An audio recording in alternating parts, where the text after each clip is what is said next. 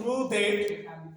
Prove by using slopes that points A, B, and C are the vertices of a right angle triangle. देखिए हमें 3 point दिए गए हैं और हमने ये साबित करना है कि ये 3 पॉइंट्स राइट एंगल ट्रायंगल के वर्टिसेस है कि नहीं है। तो सबसे पहले हम एक सपोज डायग्राम ड्रा कर लेते हैं, उसके बाद फिर देखते हैं कि हमने कैसे प्रूव करना है कि वाकई ये पॉइंट जो है ये राइट एंगल ट्रायंगल के वर्टिसेस है कि नहीं है। तो जरा देखें,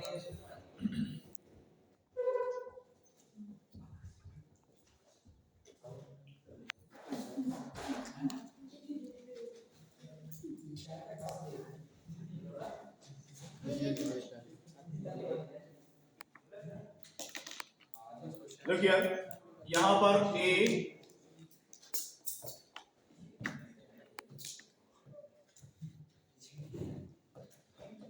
-1 and B -5 -5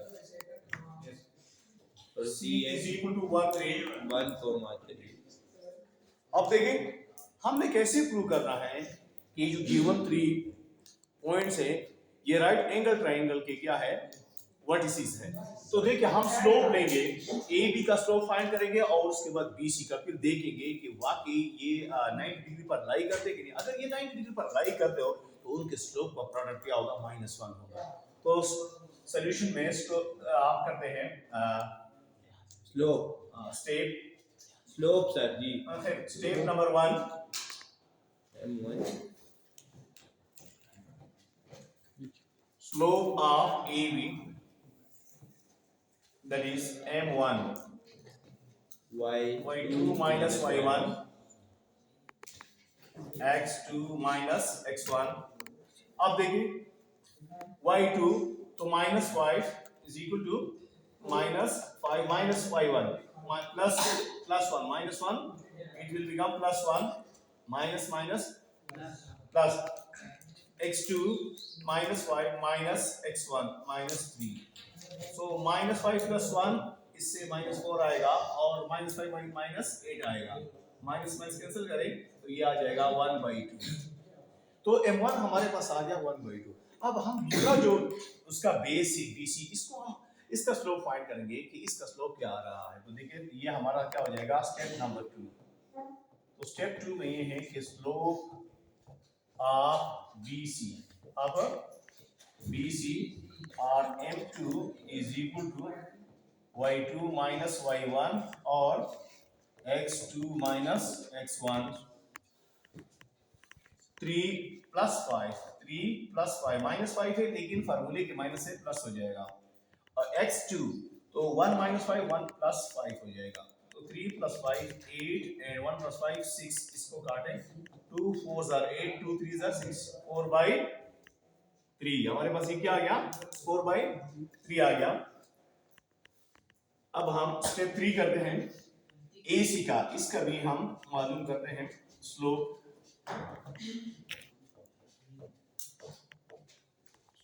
ऑफ AC या CA।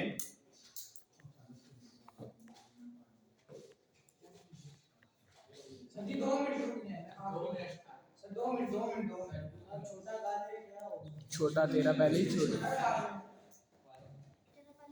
स्लोप ऑफ AC तो ये हो जाएगा हमारा M3 is equal to y2 minus y1 और x2 minus x1। तो AC ये हो जाएगा 3 - 1 3 + 1 और 1 - 3 2 1 - 3, so 4 और -2 so -2 it means since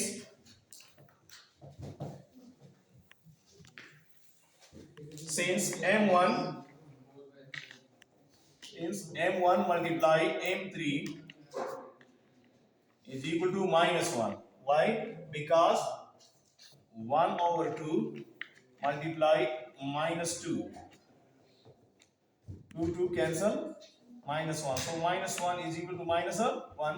It means that AB and AC are perpendicular, so we have to draw the diagram by this way। यहाँ हम सी लिखेंगे। क्या लिखेंगे? सी। यहाँ पर हम सी लिखेंगे क्योंकि ये इनके साथ आ रहा है, परपेंडिकुलर यहाँ बनना है। और ये जो पॉइंट है, ये वाला जो पॉइंट है, यहाँ पर हम बी लिख देंगे। ठीक है, यहाँ भी आ जाएगा। वो क्यों? क्योंकि हमने देखा कि जो हमारे पास स्लोप है ए बी, क्या है? ए बी, और दूसरा क्या है हमारे पास? ए सी। ए बी, मेरे को सा ये ए बी है, और दूसरा क्या है? ए सी। सी।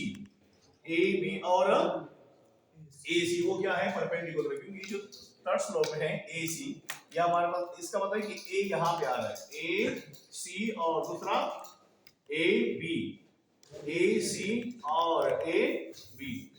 तो अगर हम इसको यहाँ पे लिखें, इसको हम सी का नाम दे दें, ठीक है, और ये हम ए लिख लें, ठीक है, और ये हमारा क्या हो जाएगा? बी हो जाएगा। क्या हो जाएगा? बी। तो इसकी वैल्यू भी चेंज करें आप। ए जो है क्या है? 3 - 1 है। क्या है? 3 - 1।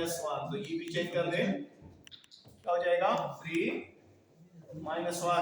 और बी क्या है? -5 - 5। ये भी चेंज करें, -5 सॉरी, तो सी क्या है? 1 3 है। सी क्या है? वो 1 3 है, तो उसको 1 3 करें, 1 और 3। और हमारे पास बी है -5 -5, तो ये भी चेंज कर दें, -5 -5। अब हम दोबारा देख लें, ये देख ए बी, इसका जो स्लोप है हमारे पास वो क्या है? 1/2 है। क्या है? A B. ये ए बी हमने फाइंड किया। सबसे पहले देखिए ये वैल्यू इसमें हमने पुट कर ली ए बी की, तो हमारे पास स्लोप आ रहा है 1/2 आ रहा है। ठीक है, और जब दूसरी तरफ हमने फाइंड किया तीसरा स्लोप ए सी का, किसका? ए सी, ये वाला ए सी, तो वो आ रहा है -2। तो 1 और 2 और -2 का प्रोडक्ट -1 आ रहा है।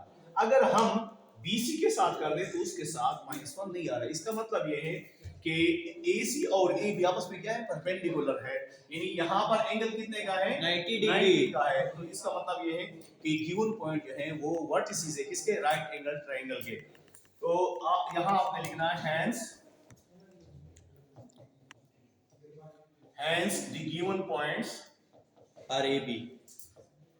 hence the given points are the vertices